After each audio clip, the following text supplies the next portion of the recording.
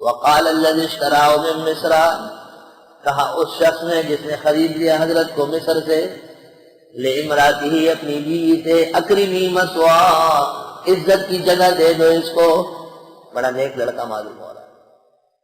عزیز مصر، قطفیر نام تھا اس کا، قطفیر۔ بادشاہ کا نام تھا ریان ابن ولید، عمالقہ میں سے تھا، عمالقہ، اور وزیر تھا قطفیر۔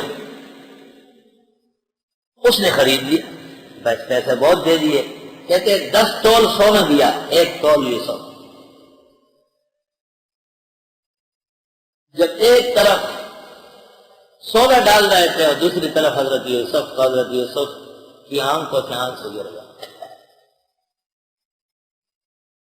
عزیز مصر نے غور سے دیکھا اور بادشاہ سمجھ گیا تو وزیر کی قیمتی اور خاندانی انسان، بازاروں میں بکنے والا نہیں، اپنوں کے ہاتھ سے اتنی بڑی آزمائش اور فتنے کا شکار کر دیا گیا، حسد اور کینے کا برا۔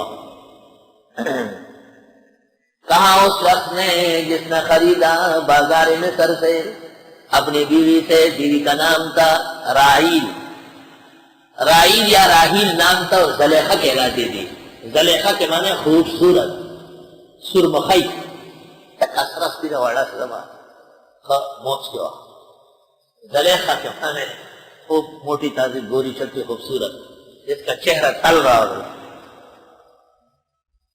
بعض قوموں میں پتلی عورت اچھی لگتی ہے، جیسے عربوں کے ہاں اور پٹھانوں کے ہاں بھی، وہ بھی کہتے ہیں دا کے تاویگم لکا لختا و پیزوان میرا کا ہے کم وقت۔ عربی میں بھی کہتے ہیں وَمُحَفَّفٍ کالغصن قلت له انتصر، وَمُحَفَّفٍ ٹہنی کالغصن، غصن ٹہنی ہو کہتے ہیں۔ تو عربی میں اور پختونوں کے ہاں خوبصورتی لڑکی کی پتلا پن ہے، دبلی پتلی، اور بعض میں کہتے ہیں کہ کشتی بڑی ہوئی تو اچھا ہے، آدمی آرام سے بیٹھا ہے، یہ تو اپنی اپنی پسند ہے۔ توبہ۔ زلیخا اس کا لقب ہے، حسن کی وجہ سے اس کو زلیخا کا، زلیخا یا زلیخا، نام راحیل ہے اس کا۔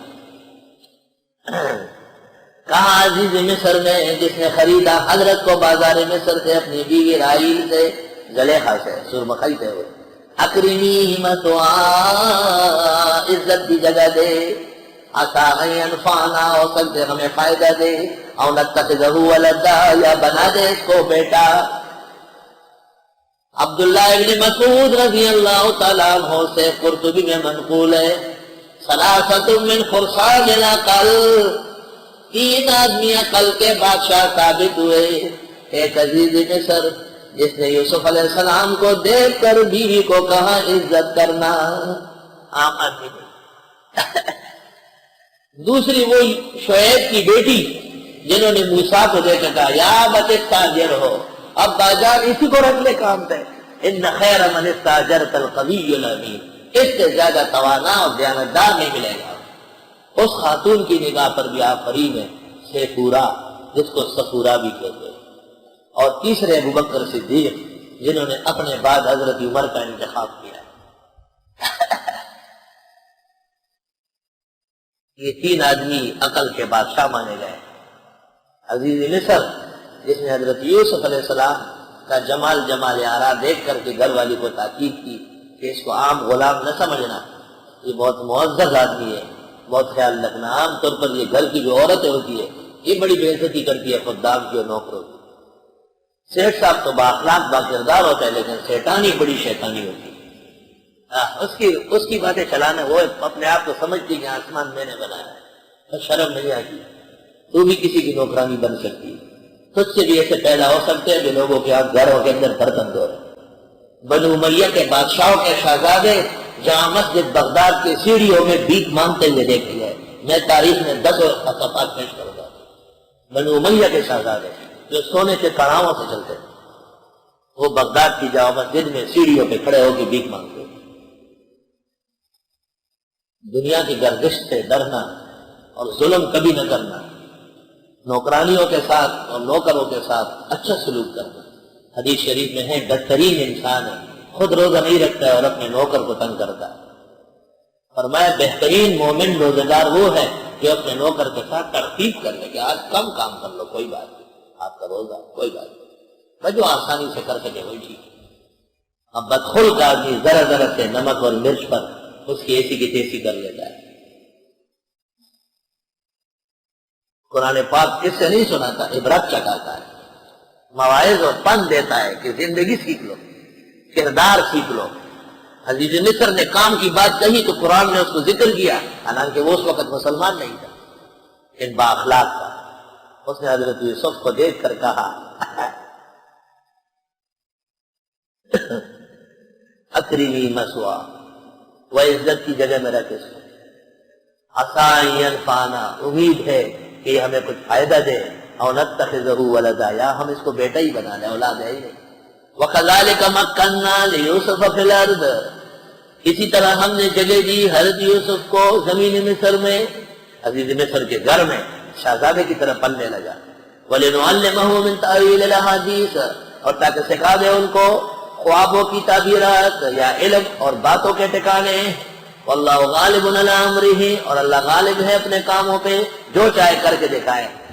سب تکلیفیں ختم ہو گئی، اب عزیز مصر کے گھر رہنے لگے، شاہانہ عذاب سیکھ رہے ہیں. وَلَٰكِنَّ أَكْثَرَ النَّاسِ لَا يَعْلَمُونَ، لیکن اکثر لوگ نہیں جانتے.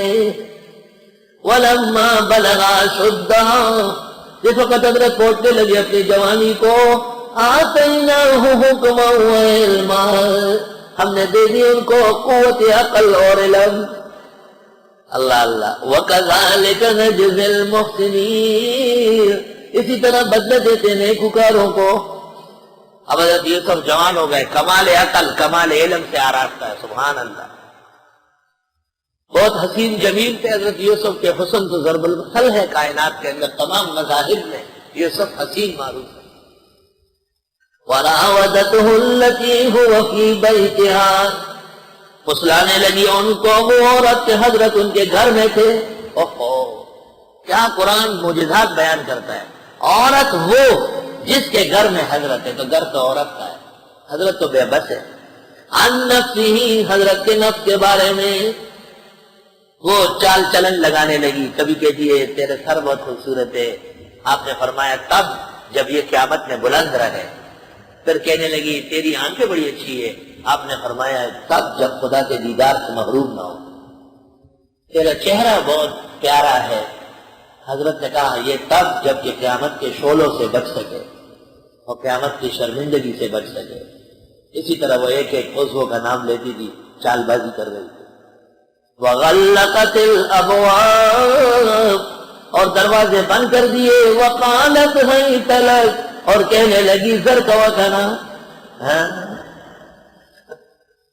کہنے لگی جلدی کر. ہائے طلاق کس میں فعل ہے، بہت قراءات مانی ہے. فارسیان کہتے شیطان کن، جلدی کر، اس میں دیر نہیں ہوتی.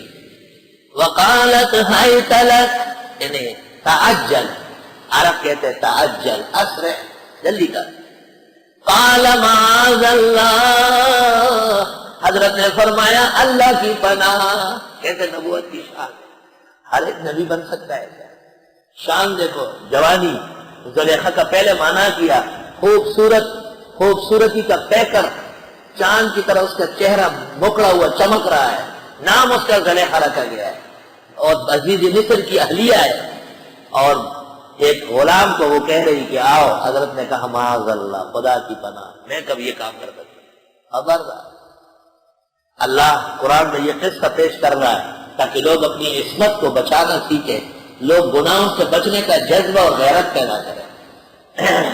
بچنا اس کو نہیں کہتے کہ موقع نہیں ہے تو آپ بچے ہوئے ہیں. بچنا اس کو کہتے کہ ہر طرح مواقع ہوں گے لیکن آپ نہیں کریں.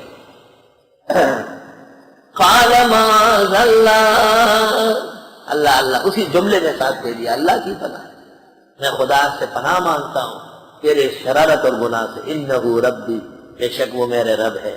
احسن مثوایا، بہترین جگہ دی. انہو لا یفلح الظالمون، بے شک کامیاب نہیں ہو سکتے ہیں ظالم لوگ، گناہگار. بس کہتے ہیں کہ انہو ربی اشارہ عزیز مصر کو کیا ہے، کہ عزیز مصر نے مجھے گھر میں عزت سے رکھا ہے تو آپ یہ چکر چلا رہی.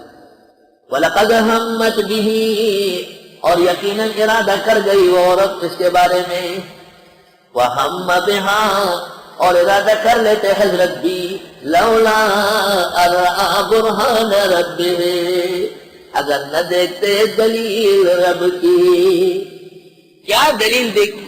وہ بابا کہتے یعقوب علیہ السلام نظر آئے. یعقوب علیہ السلام کہاں سے کمرے میں نظر آ گئے؟ قتادہ ہے اکرمہ ہے خدا تعالیٰ معاف کرے تو انہوں نے کہا ہے یا نہیں لیکن مفسرین نے لے لیا اسے. بابا اس طرح نہیں ہے, امر عمر میں کوئی نظر نہیں آتا. اللہ تعالیٰ نے ان کو جو نبوت کا مقام دیا ہے وہ برہان الرب ہے. حضرت مجسمہ نبی ہے, کوئی کھیل تماشا ہے؟ انہوں نے پہلے کہا معاذ اللہ اور کب تیار ہوئے ہیں.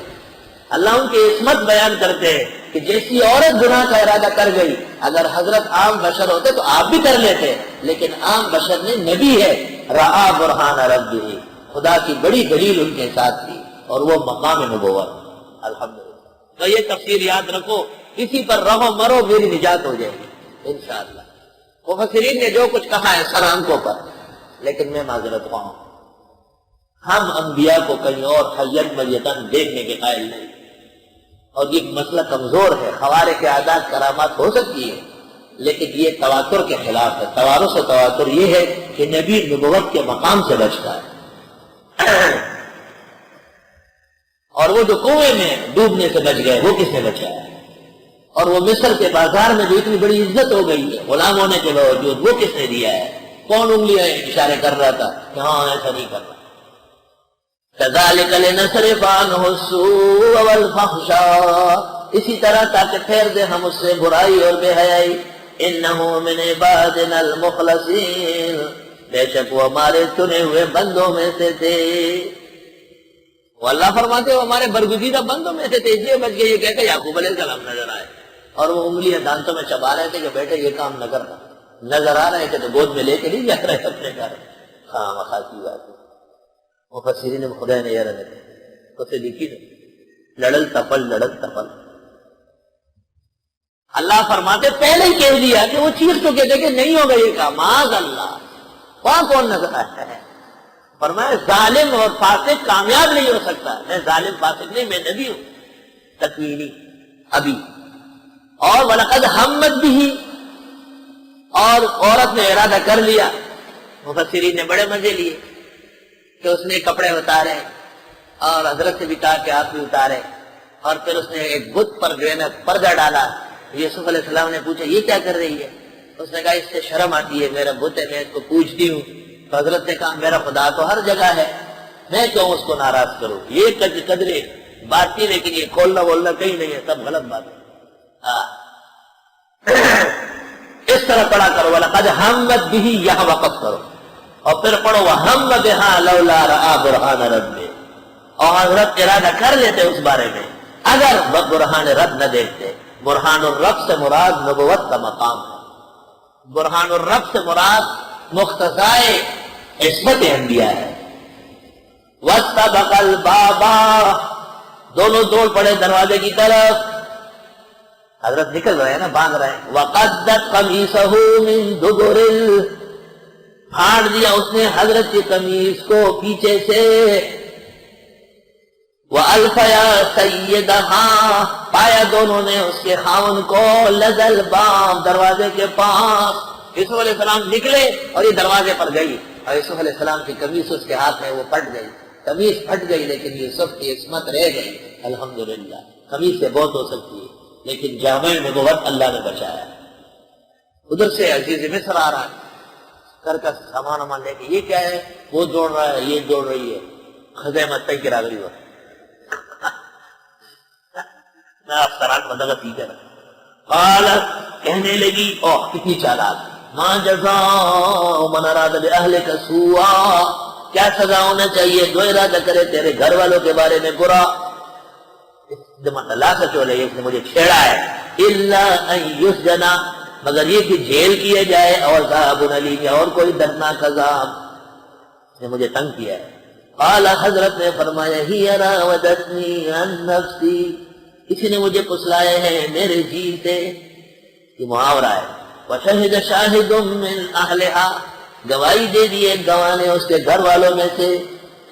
کبھی کہتے ایک بچہ تھا پکوڑے میں، کبھی کیا کبھی کہ بابا، کوئی عقل مند آدمی تھا، اس سے کہا کہ یہ کیا معاملہ، اس نے دیکھا، اس نے کہا آسان بات ہے، اگر قمیص آگے سے پھٹی ہے تو عورت سچی ہے، اور اگر قمیص پیچھے سے پھٹی ہے تو عورت جھوٹی ہے۔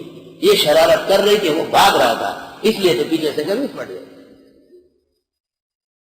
عجیب بات ہے کہ حضرت یعقوب کو بھی قمیص سے پتہ چلا، وَسَوَّلَتْ لَكُمْ أَنفُسُكُمْ أَمْرًا، اس شخص کو بھی گواہی کے وقت قمیص پر فیصلہ کیا، اور حضرت یوسف نے قمیص بھیجی تھی شام کو، اور جب حضرت یعقوب کو قمیص پہنچی تو انہوں نے کہا انی لأجد ریح یوسف لولا ان تغمضون، قمیص میں کمالات سے بہت زیادہ۔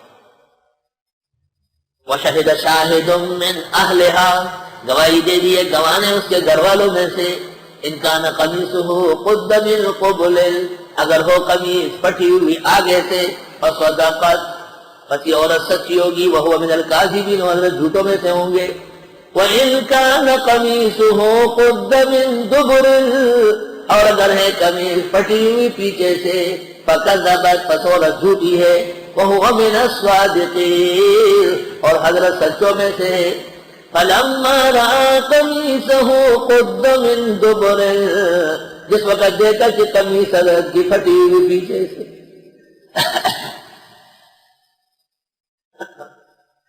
پھٹی ہوئی قمیص کے ساتھ یعقوب پیغمبر کے بیٹے مصر میں قسمہ پرسی کے عالم میں، قال انہ من کیدکن، عزیز مصر نے کہا یہ تو عورتوں کی شرارت ہے، ان کیدکن عظیم، بے شک تم عورتوں کی سازشیں بڑی زہریلی ہوتی ہے۔ لیکن اب عزت رکھنی ہے، لوگ کیا سمجھتے ہوں گے؟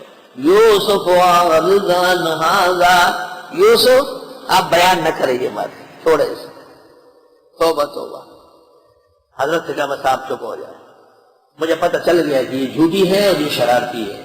وَاسْتَغْفِرِي لِذَنبِكِ، معافی مانگ اپنے گناہ کے لیے اے عورت، إِنَّكِ كُنتِ مِنَ الْخَاطِئِينَ، بے شک آپ خطا کاروں میں سے ہیں۔ اس سے پتہ چلتا ہے کہ اعراب بکمال لگے، حجاج بن یوسف کے دور میں جو اعراب لگے بکمال لگے۔ میں اس پہ کلام نہیں کرتا اس وقت، صرف نقطہ عرض کرتا ہوں کہ اعراب بکمال لگے۔ یک دم کہا انکی واستغفری لذنبک، انکی کنت من الخاطئین، ساری شرارت کی تیری ہے، ایک کی تھی، یہی سارے عالم کو فساد میں ڈالا ہوا ہے۔ جہاں عورتوں کا نظام آ گیا وہاں سارا معاملہ درہم برہم۔